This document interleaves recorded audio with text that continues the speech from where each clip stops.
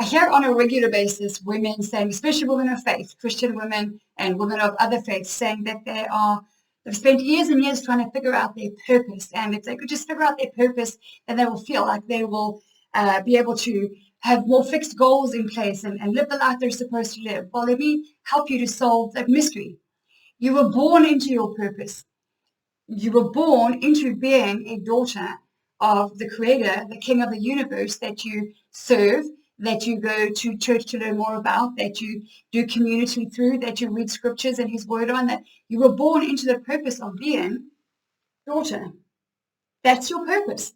Whether you decide to live that out as a surfer or a singer or a coach or a nurse practitioner is really up to you, because you're the only species on the planet that has been given the gift of creating your own future. You literally can change your future today. You are surrounded by resources and people who have blazed the trail before you, who when people like you and me want to get up, dress up, and go and live a beautiful life, there are people who have gone way before us, who have figured things out, helped us to get shortcuts, helped us to avoid pitfalls, and helped us to focus on the right things. You're surrounded by resources, tools, and people that are there and available to you to help you live the life you want to live. So don't use the excuse or get stuck in, I don't know what my purpose is. This is your profession you're trying to figure out, a singer or a surfer or a nurse practitioner. Your purpose was defined the minute you were conceived.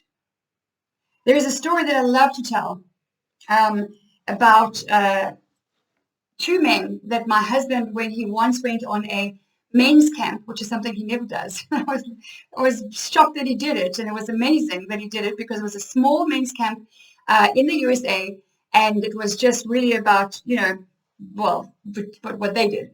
And he asked two men there during the course of the weekend, what do you think your purpose is in life? And the one guy, he said, I'm a watchman. I'm appointed to be a watchman over this community.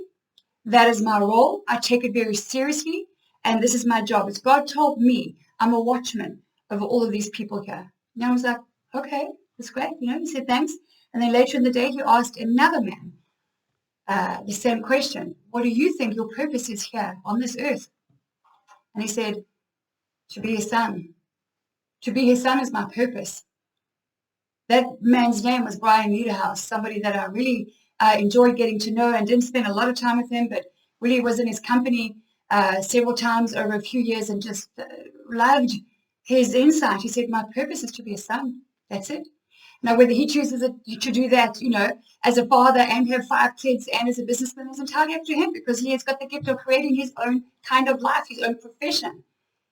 But that just really struck me. I'm like, wow, 2 men, same place, same coach and mentor, same environment, and such a different outlook. I'm not saying the other guy's wrong. I'm not saying that.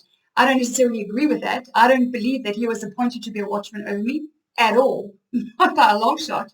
But I'm not saying that that's not a conversation that he had with God. How do I know? I wasn't there, and I'm not God. But I just really love the beautiful sense of humility that came from this other man, that came from Brian, when he said, so as women, our purpose is to be daughters. Now, how you live that out is entirely up to you. Whether you want to go and run on, mission trips and help the poverty-stricken kids and people in faraway countries, or your own country, that's how you do it. You want to be a daughter and be a professional athlete, that's up to you. What an incredible gift of creation that we were given. But to solve your problem, your purpose is to be daughter. You're welcome. Thank you, Brian.